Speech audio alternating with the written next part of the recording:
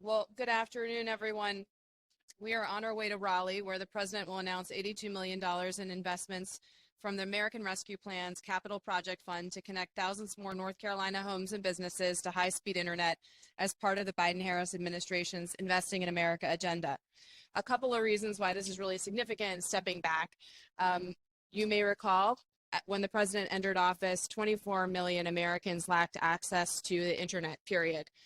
Millions more lacked access to affordable, reliable internet access, had limited or spotty connectivity. The president crisscrossed the country during the 2020 campaign and heard from families about how they were driving their kids in the throes of a pandemic to the back of fast food restaurants to get Wi-Fi to complete their online homework. Heard from seniors about their limited access to telehealth visits and how badly small businesses needed access to reliable, affordable internet.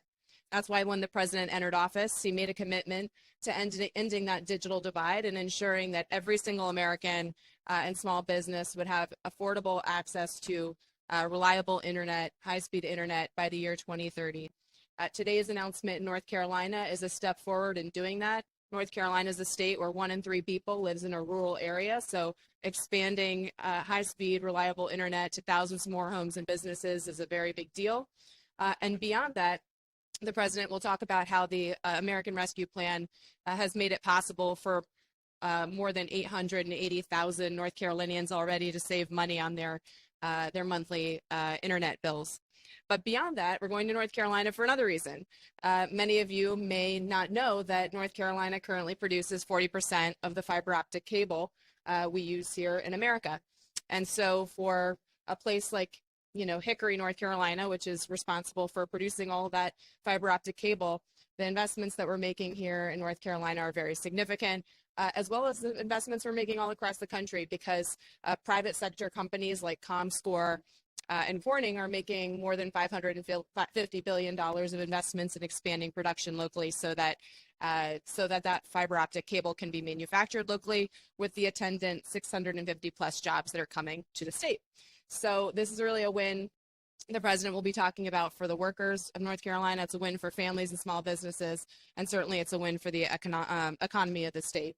And the president is also delighted, as always, to be joined by Governor Cooper for this day. So with that news at the top, I'm going to turn it over to Admiral Kirby, who has some updates to share with you about the goings-on in the world. John? Thanks, Olivia. Man, it's cold back here. Just turn the heat up. So just a couple of things off the top. I know you saw reports out of Central Command last night about some additional strikes that we took to knock out a range of Houthi missiles that were prepared to fire into the southern Red Sea. We did it again this morning, striking at some anti-ship missiles, a couple of anti-ship missiles that we had reason to believe were being prepared for imminent fire into the southern Red Sea. Central Command, louder? Nobody ever asked me to talk louder. Central Command will have a statement out soon, so you'll see all that. But that happened this morning. Obviously, you've all seen the reports out of Pakistan that they fired some missiles into Iran. We're monitoring this very, very closely. We don't want to see an escalation clearly in South Asia, South and Central Asia, and we're in touch with our Pakistani counterparts as expect. We'll let the Pakistanis speak to their military operations. I'm not going to parse that or do it or try to operationalize it here from Air Force One. And then lastly, Jake Sullivan, our national security advisor, will be meeting this afternoon with families of the American hostages that are still being held by Hamas. And we expect that most, if not all, of the families will be represented in that meeting. The manifest is still being worked out, but we'll have more to say after that meeting occurs. That's it. John, just to start things off, what are the U.S. concerns about the situation between Pakistan and Iran, and why would you see possible risks of escalation? Well, I mean, these are two well-armed nations, and again, we don't want to see an escalation of any armed conflict in the region, certainly between those two countries. Again, I want to let Pakistan speak to their military operations. I want to be careful about that. As you know, they were struck first by Iran, which was obviously another reckless attack, another example of Iran's destabilizing behavior in the region. So again, I think I'll leave it at that. Was the United States aware of those attacks before they happened? Did the Pakistanis give? I am not aware of any pre-notification that we received at all. Does the United States intend to support Pakistan, seeing that it's a major non-NATO ally of the country? I don't have an update for you on that. What about just arms control? I mean, the president said that this shows that Iran is not well liked. I mean, isn't that why they want a nuclear weapon? Who? Iran? Yes. I'll let the Iranians and the regime speak to their ambitions. That we still maintain on our policies that we do not want to see an Iran with nuclear weapons, because an Iran with nuclear weapons is bad for the whole region, if not globally. Now, as the president said when he first came into office, certainly would have preferred to achieve that outcome through diplomacy. Obviously, that's not going to happen anytime soon.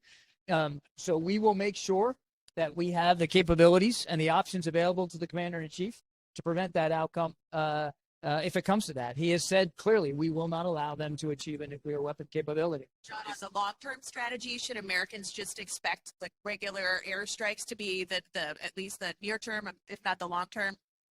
We certainly don't want that to be the case, JJ. We're not looking for a conflict with the Houthis. We're not looking for a conflict in the region. But we have to be able to act in our own self-defense, not just for our ships and our sailors, but for merchant ships and merchant sailors and international shipping in the Red Sea. And as you heard the president say this morning, right before he came out here, these strikes will continue for as long as they need to continue to try to disrupt and degrade the Houthis' ability to continue to conduct these attacks. But he also said, no, they're not working. So why continue with the same strategy if the Houthis are still continuing to attack? With each and every one of these strikes, we are taking away capability from the Houthis. With each and every one of these strikes, we are making it harder for them to continue to propagate these attacks. Again, as we've said many times, they have a choice to make. The choice ought to be to stop these reckless attacks. If they don't, then we have additional options available to us, and we won't be shy about using them. And then can you talk about what other things are on the table? Could there be a change in tactics, a strike on Iran? Can you talk about what could be on the table in the future? No, I'm not going to telegraph punches one way or another, except to say is what the president said this morning, that if the Houthis continue to go down this path, we will continue to do what we can to disrupt and degrade their ability to make those choices. One more on Pakistan. Has the United States assessed that these were legitimate targets? I don't have any military assessment independent here to talk about. As I said, we'll let the Pakistanis speak to their operations. Do you have any reaction to the Taliban calling for peace between the countries? Between Iran and Pakistan, is that what you're saying? Yeah. Look, I'll let the Taliban speak for themselves. I'll let other nations that have weighed in here speak for themselves. You've heard from us. We're watching this closely. We don't want to see an escalation. We're in touch with our Pakistani counterparts, as you might expect that we would be. If the Taliban want to be taken seriously on the world stage, they need to meet the commitments that they said they would be when they took over the governing structure to treat women and girls appropriately, to abide by international law. And we haven't seen them meet those commitments. A reaction to Netanyahu rejecting a Palestinian state in a post-war scenario for Gaza? I would just tell you that nothing's changed about President Biden's desire that a two-state solution is really in the best interest of not only the Israeli people, but of course the Palestinian people. In fact, it's the best interest of the region. And we're not going to stop working towards that goal. This is not a new comment by Prime Minister Netanyahu. We obviously see it differently. We believe that the Palestinians have every right to live in an independent state with peace and security. And the president and his team is going to continue to work on that. And obviously, the focus right now is making sure that Israel has what it needs to defend itself against Hamas, and that humanitarian aid and assistance continue to get to the desperate people of Gaza. But there's going to be a post-conflict Gaza. And we have been exceedingly clear about what we want to see that look like. And we want governance in Gaza that's representative of the aspirations of the Palestinian people, that they have a vote and a voice in what that looks like, and that there's no reoccupation of Gaza. Well, what reason do you have to believe that he's not actively working against that outcome if that's his view? Again, he's been very clear about his view. We've been very clear about our view. That's not going to change, and we're going to continue to have those two discussions, not just with our Israeli counterparts, but with our other counterparts in the region. We viable. We still think it's possible. We still think it's the best outcome for the Israeli people as well as the Palestinian people. He's been very clear on that before. When has he specifically said he does not want? He has in recent comments that he's not supportive of that. But clear privately, do you mean? Okay. The Wall Street Journal reported that the Iraqi prime minister had asked the U.S.-led military leadership to leave Iraq. Is that something that you guys have heard formally? Is there any comment that you can? See, a couple of things on this. I mean, first of all, I'm not going to disclose diplomatic conversations that we're having with the Iraqis. We are there at their invitation. We continue to be there at their invitation to help them, the Iraqi security forces, go after ISIS, which is still a viable threat in Iraq and in Syria, quite frankly, as well. And we're grateful for the cooperation that we get, the support that we get. We're grateful for the relationship that we have with the Iraqi security forces, and we'll be in constant consultations with the Iraqi government as this moves forward.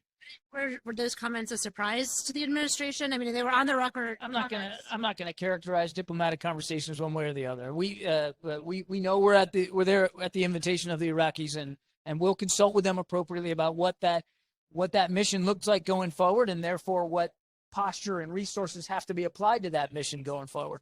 Kirby, on the Hill, there's a growing number of Democratic lawmakers who have said it's maybe time to rethink the strategy with Israel, given that Netanyahu's repeatedly ignored U.S. guidance and advice. There's more people who have favored conditioning aid. I just wonder what the administration's responses to that are.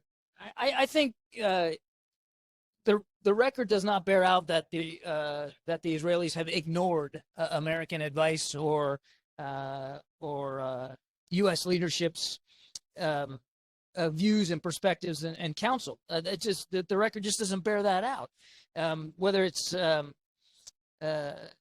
tailoring their military operations in the north, adding additional humanitarian corridors, opening up the Kerem Shalom gate, providing information to folks on the ground about where they're operating, relying a little less on airstrikes than on the outset. I could go on and on. All of these things were really driven by President Biden and by the national security team in terms of urging the Israelis to take a different tack than maybe what they would have otherwise done. Now, again, there are some they get to choose what military operations they conduct.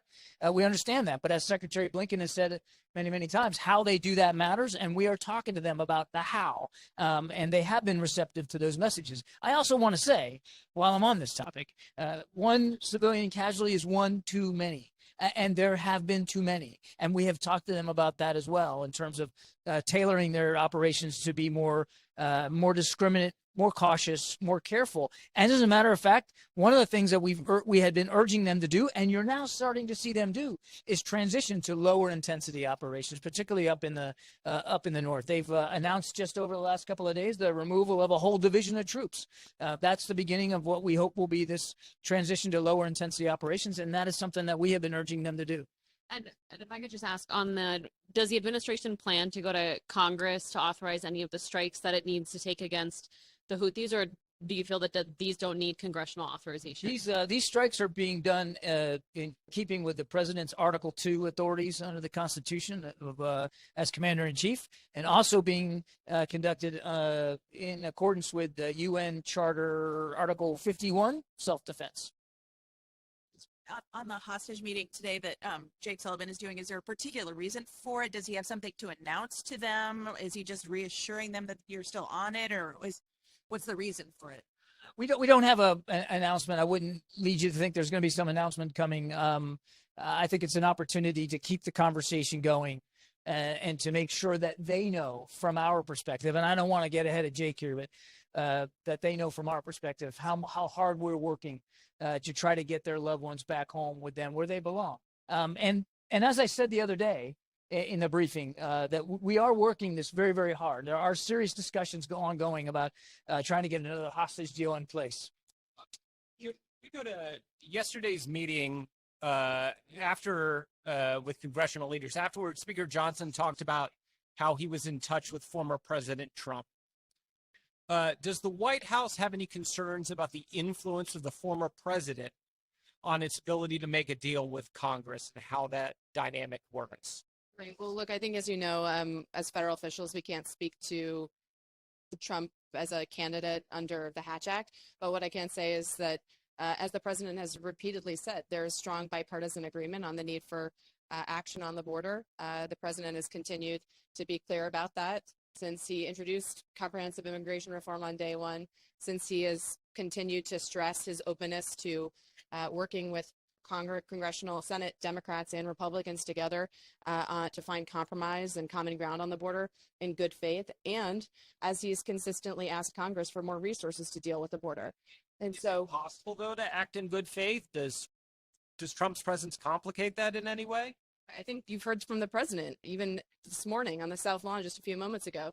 He believes that our work with Senate Democrats and Republicans on the border, while we haven't reached a final agreement on funding and policy, is moving in the right direction. He's optimistic that the conversations are productive and positive, and we're going to keep at it. But look, here's the bottom line. We've right now put forward a national security supplemental request that let's not forget, if Congress is really serious, congressional Republicans are serious about the border, they could act tomorrow and pass the president's request to put 1,000 more border agents on the border, to get over 1,000 more law enforcement agents down the border to stop the flow of fentanyl. But what we're seeing is instead this conversation. Now the president is willing to have this give and take, have this conversation, and work in good faith across the aisle. But what he would really like to do is see Republicans reach back across the aisle and seize the opportunity at hand to work in good faith to come to agreement here. Given the urgency that you spelled out with especially Ukraine aid, has there been any discussion with Congress on decoupling these issues, maybe breaking up that security supplemental to deal with these issues separately? Well, look, I'm not going to get into the private discussions with Congress, but as you saw yesterday, the president met with key leaders in Congress to discuss the stakes for Ukraine. He went around the table, gave everybody the opportunity to speak. It was a robust discussion where everybody had the opportunity to make input. And you better believe the president was very clear about the stakes for Ukraine in this moment, the urgency of that funding. As you know, I think the NSA Jake Sullivan, DNI Director Haynes, both laid out very clearly and in detailed fashion some specific examples of what the stakes would be in Ukraine if we weren't able to get past this point of Congress obstructing the flow of aid to Ukraine very soon. And one of the critical things the president underlined was not just about our concerns with respect to Ukraine and the national security stakes there, but also with respect to what we've seen in the past from, unchecked brutal aggression by dictators. Learning the lessons of history, we know that they don't stop when they are left to their own devices and left unchecked. And so certainly the president conveyed a sense of urgency about the stakes for our NATO partners in the region, what it would mean for our NATO partners in the region if and certainly we don't want to see our own troops put in a position where we might need to put boots on the ground. Olivia, the president said that there's no stake. We have a deal. I mean, what's the next step there? Look, I think you heard from that. I'm not going to, go farther than what the president said this morning, but as I just said a moment ago, the president remains very, these conversations have been productive and they are moving in the right direction. The president thinks that those conversations that our team has been having with Senate Democrats and Senate Republicans has been fruitful so far, and we remain, cautiously optimistic that we'll get there. Are we on to you now? Are we done with Kirby? If it can be, if you want. I just didn't want to start asking domestic questions today, JJ. Okay. On electric vehicles, there's been, with the extreme weather, there's been some difficulty in getting those battery charged. Do you have any thoughts on that? As you know, the administration has been really pushing for EVs to be the future of car transportation. Do you have any thoughts on the troubles with charging those batteries? Well, as a car owner, I can promise you that whether you have a gas-powered vehicle, a hybrid-powered vehicle, and a fully electric vehicle, extreme weather temperatures impact the functioning of your car, right? So that is not unique to electric vehicles. And certainly we are we're always concerned about making sure that electric vehicles, we continue the progress we're making to make them affordable and reliable for every American. We saw EV sales quadruple last year. We think that's good progress, and we want to see that continue. Certainly, again, with respect to some of the reporting that we've seen this week in Chicago and elsewhere, we think these are isolated incidents, but we are looking into them and seeing where we can make an impact. Could you say something about the Uvalde report in particular? What can communities do around the country to prevent this from happening in the future? And then on the criminal penalty issue in particular. Well, look, so as I came out here, the Attorney General's press conference was still ongoing. I know that the president spoke to this very briefly on the South Lawn just a moment ago to underscore that we are committed to taking action to address some of the recommendations that are contained in that DOJ report. And I expect that very shortly, as soon as that press conference is completed, you will all receive a more detailed statement from the president. But without getting ahead of that, I think the report today lays out very clearly and in heartbreaking detail some of what these families have been going through for the last 2 years. These families, we can only imagine how today's report adds to the heartbreak that they've felt. And I would just say that, one thing that has been particularly remarkable about Uvalde and the community here, which of course the president and the first lady were able to visit in person in May of 2022, is how in the immediate aftermath of that, they all traveled to Washington and were a very critical catalyst in the passage of the Bipartisan Safer Communities Act, which is today saving lives. They turned their pain into purpose in a very real way and are saving others' lives today as a consequence of their courageous advocacy. That's cold comfort to a parent that's lost a child, but part of what you'll hear from the president in his statement today is a commitment to moving forward and implementing the lessons learned here, and also making sure that our White House Office of Gun Violence Prevention is equipped to better support communities in the aftermath of these attacks going forward. And I would be remiss if I didn't add that his perennial call for Congress to act is really the only way to stop future Uvaldes from happening. We need to see congressional action on a national red flag law, on universal background checks, on ending assault weapons and high capacity magazines, and so much more. Anybody else? I think we're landing, so. Yeah, you need to get back there.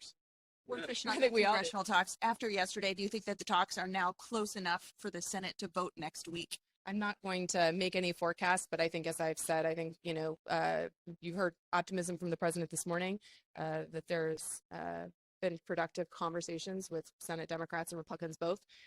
We, without, forecasting or making any predictions here, we think things are moving in a positive direction. So I'll leave it there. See y'all. Thanks, Olivia. Yeah.